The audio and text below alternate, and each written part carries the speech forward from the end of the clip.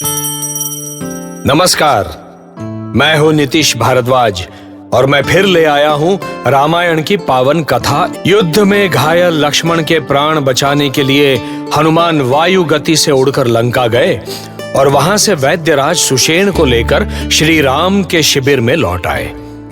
वैद्यराज वैसे हनुमान के साथ चलने के लिए चिंतित थे क्योंकि उन्हें रावण का डर था, लेकिन पवन पुत्र हनुमान ने उन्हें उनके दायित्व का बोध कराते हुए उन्हें साथ चलने के लिए मना ही लिया। शिविर में लक्ष्मण की नाड़ी परीक्षा करने के बाद वैद्यराज चिंतित हो उठे।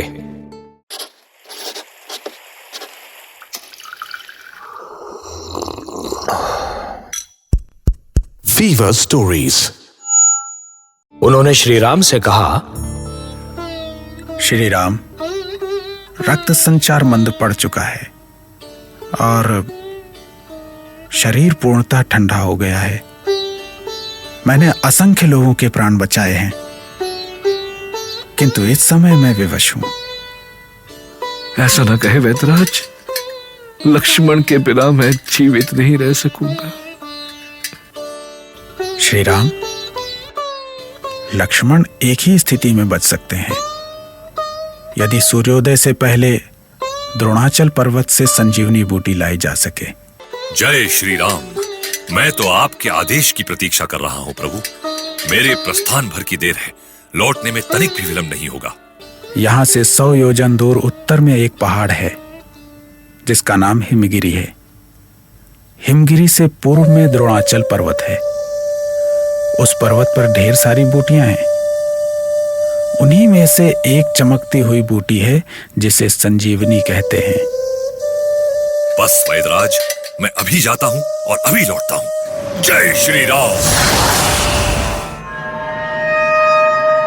क्षमा करें महाराज दशानन, सूचना है कि वैद्यराज सुषेण का अपहरण करके राम के शिविर में ले जाया गया है।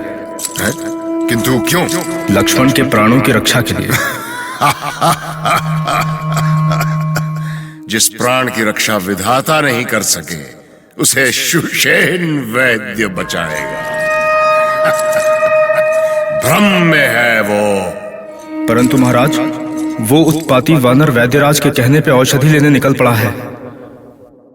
यदि वो सूर्योदय के पहले औषधि लेके लौट आया तो वैद्यराज उसे जीवित कर देंगे। यदि तुम्हें कोई आशंका है तो भेज दो कालनेमी को। वो अपनी मायावी शक्ति से उस वानर का अंत कर देगा।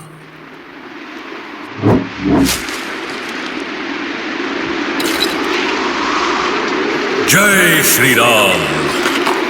लगता है द्रोणाचल पर्वत का क्षेत्र। जय श्री राम, जय श्री राम। अरे, यहां भी प्रभु श्री राम का भक्त। मुझे चलकर देखना चाहिए। हो सकता है इस महात्मा के माध्यम से मुझे द्रोणाचल पर्वत का पता मिल जाए।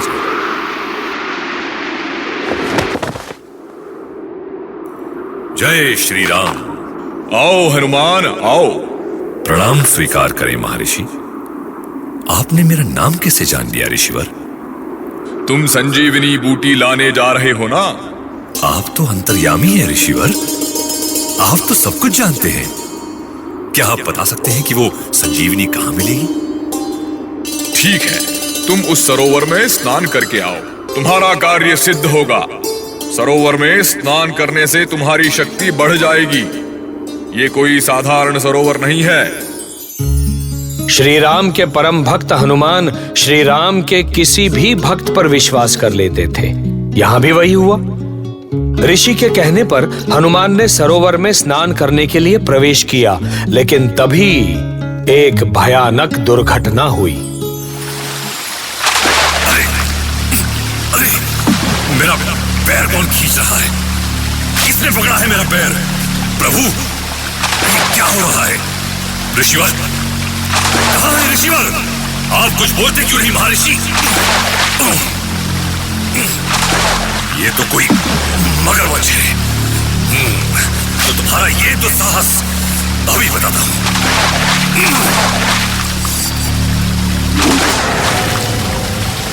अरे, ये सरोवर तो रक्त से लाल हो गया। छोड़ दो मुझे, छोड़ दो। ये तो किसी स्त्री की आवाज है। कैसी माया है ये, मगरमच्छ स्त्री के रूप में।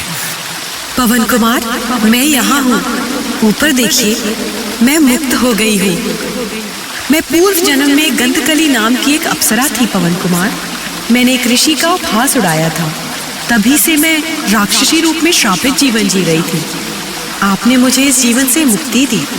आप सत्य के मार्ग पर हैं हनुमान, परंतु कुटी में जो ऋषि आपकी प्रतीक्षा कर रहा है वो कोई महात्मा नहीं, वो राक्षस है। उससे बचकर रहिएगा पवन कुमार, मार डालेगा आपको। ओह, तो ये बात है। मैं अभी बताता हूँ उसे।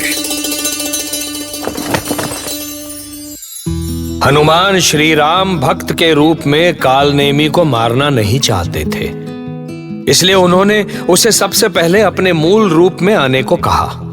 और जैसे ही हनुमान की गदा से भयभीत कालनेमी अपने मूल रूप में आया, हनुमान ने उसे अपनी पूंछ में बांधा और चट्टान पर पटक पटक कर उसका वध कर दिया।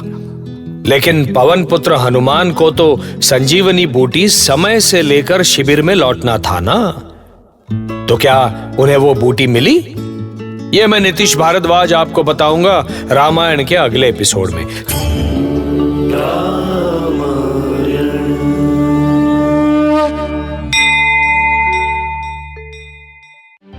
ऐसी और कहानियां सुनने के लिए सब्सक्राइब करिए फीवर स्टोरीज, कहानियां ऐसी जो दिखाई दें।